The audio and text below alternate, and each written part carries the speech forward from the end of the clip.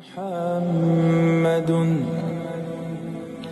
سید طابت مناقبه.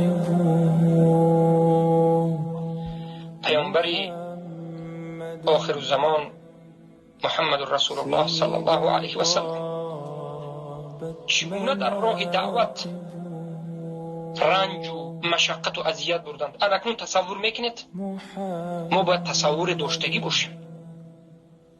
وقتی که به طیف رفتن به بین مشرکین به خاطر این که به امید این که در اینجا آدم های به عقل است، شاید ما را فهمد، شاید دعوت ما را قبول کند، گفته از مدینه از مکه طیف 80 کیلومتر به بالای کوه می روید. به کوه پیامبر پیاده رفتند. وقتی که پیامبر رفتند اونها را به لا اله الا الله دعوت کردند، به عوض این که قبول کنند پیامبر را مسخره کردند، کودکان جمع کردند، پیامبر را سنگ باران کردند. الله اکبر.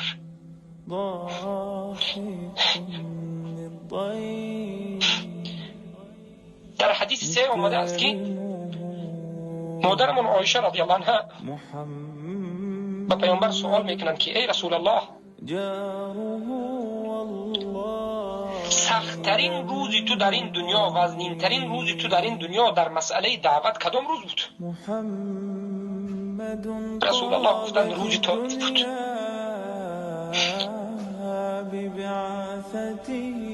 برای آن که وقتی که رسول الله را سنگسار کردن خاطر لا اله الا الله خونشون ریزان شد، گفتند از طائف تا به فلان مکان من بیهوش آمدم، من نفهمیدم که چگونه آمدم.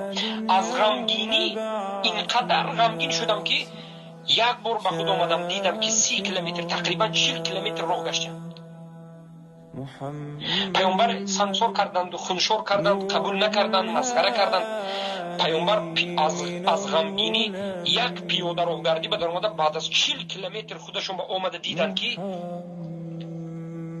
پیامبر 40 کیلومتر راه گشتند.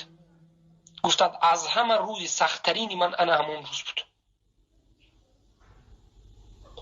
پیامبر آمدند، یک دعای معروف است اگرچه در سندش بعضی از علما ضعف دارد میگویند.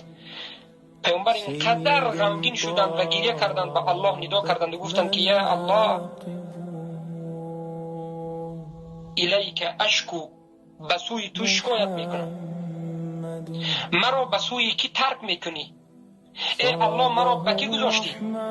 الله خودت مرا هیچ، اگر تو مرا کمک نکنی من دیگر هیچ کمک کننده ندارم. گویان گریه کردند که الله سبحانه و تعالی را پیامبر صلی الله علیه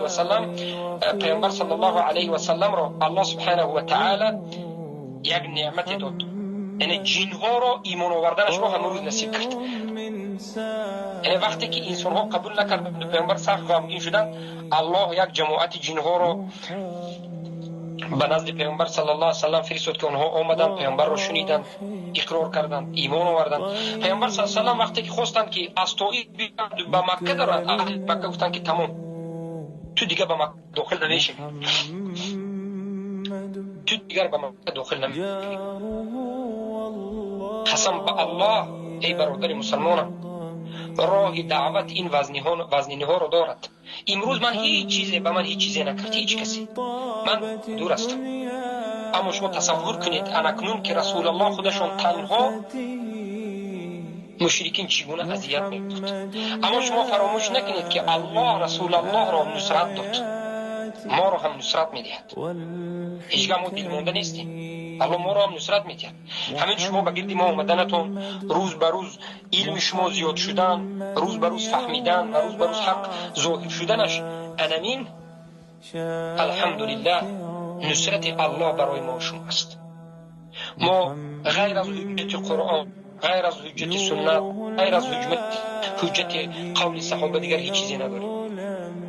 ما هیچ چیزی نداریم، نه قوه داریم، نه پول مال داریم، نه چیزی دیگر داریم.